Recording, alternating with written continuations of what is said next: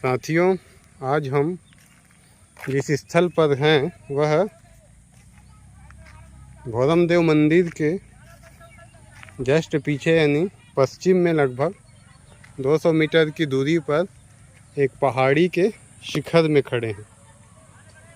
यहाँ से देखने पर भोरमदेव मंदिर तो खैर पेड़ों में छुप गया है तो नहीं दिखाई पड़ता, लेकिन आप तालाब देख सकते हैं और पार्किंग स्थल वगैरह देख सकते हैं। और इधर भी देख लीजिए, पूरा घर वगैरह दुकान है वो। और ये पहाड़ी में और एक जो टेकरी में दुर्गा मंदिर है वो वाला स्थल है। और इधर पश्चिम की तरफ देखें तो भी पहाड़ों को आप देख सकते हैं। नीचे हम लोग काफ़ी ऊंचाई पे हैं, एक पहाड़ की जो चोटी। अब ये पहाड़ की चोटी को ऐसा हुआ है कि किसी दौर में इस स्थल को चोटी को समतल कर दिया गया है, तो लगभग ये छोटा सा पठारी मैदान बन गया है, एक वृत्ताकार, जो लगभग मान के चलिए 30 बाई 30 फीट के आसपास का है। तो यहाँ पे आने से काफ़ी आपको भव्यता का एहसास होता है, प्राकृतिक सौंदर्य दिखाई पड़ता है। और हम लोग जिधर से आए हैं तो काफ़ी कठिन चढ़ाई चढ़ के आए हैं। हम लोग दरअसल दक्षिण की तरफ से इधर से चढ़ के आए हैं, लेकिन यहाँ चढ़ने पर ये पता चला कि इसके उत्तर की तरफ एक ठीक ठाक रास्ता है चढ़ने के लिए, जैसे ये वाला, इससे थोड़ा आसानी से चढ़ा जा सकते। अब ये जो स्थल है इसका महत्व कहा जाए तो देखिए, यहाँ पे आप देख सकते हैं ये चौरा कबीर चौरा बना हुआ है और एक श्वेत ध्वज जो है। तो ये यह स्थल है जो कबीर टेकरी के नाम से चर्चित है। और लोग यहाँ पर भले कम लोग आए हैं, लेकिन जो जानते हैं वो लोग यहाँ पर आते हैं। और यहाँ एक बोर्ड भी लगा है कबीर टेकरी करके। अब ये कबीर से इसका क्या संबंध है, कबीर पंथ से, इसके बारे में महेश आमदे सर कुछ बताएंगे।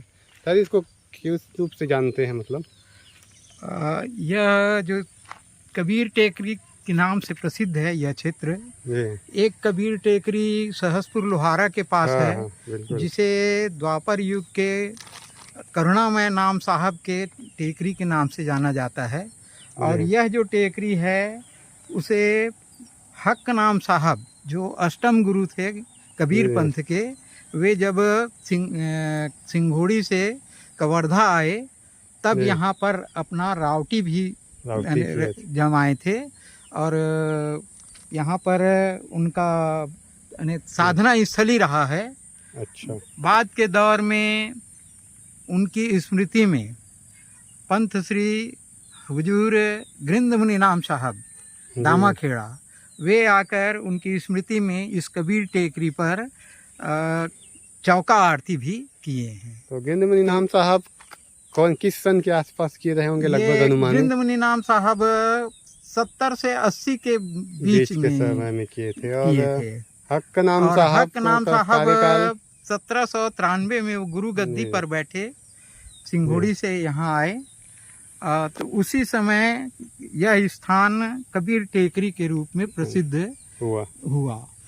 सर ने बहुत अच्छी जानकारी दी। दरअसल यहाँ पर आने से आपको ये जो भोरमदेव कालीन ईंटें जो हैं, देखिए ये ईंटा है जो पूरा, ये इसको जैसे हम लोग फ्लोरिंग करते हैं घर में टाइल्स के द्वारा, वैसे किसी ज़माने में इसको फ्लोरिंग का दिखाई पड़ता है।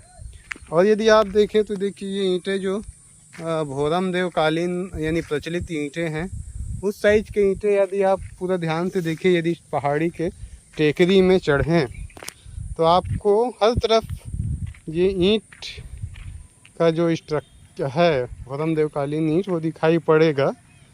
तो अब इससे ये हो सकता है कि ये ऊपर में कुछ बना रहा होगा, वो ईंट नीचे की तरफ गिरा है, क्योंकि ऊपर में तो मैंने दिखाया जैसे टाइल्स जैसे स्ट्रक्चर है, और यहाँ पर कोई दीवार वगैरह या कोई चबूतरा भी किसी ज़माने में बना रहा होगा।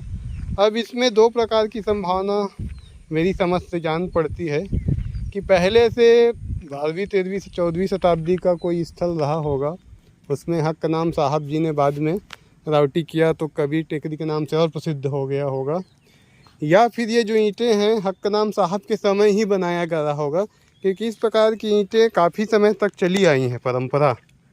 भोरमदेव कालीन ये ईंटें जो है इसकी परंपरा लगभग 1800 तक इस प्रकार की ईंटें बनाने की परंपरा हमको छत्तीसगढ़ में या हमारे कवर्धा क्षेत्र में दिखाई पड़ती है। तो इससे या तो यह स्थल भोरमदेव कालीन कुछ यहाँ रहा होगा अवशेष, उसके ऊपर हक्कनाम साहब ने उनके राउटी के समय उपयोग किया हो गया होगा, या फिर ये ईंटा जो है हक्कनाम साहब के राउटी की तैयारी के समय ही यहाँ पे जड़ा होगा।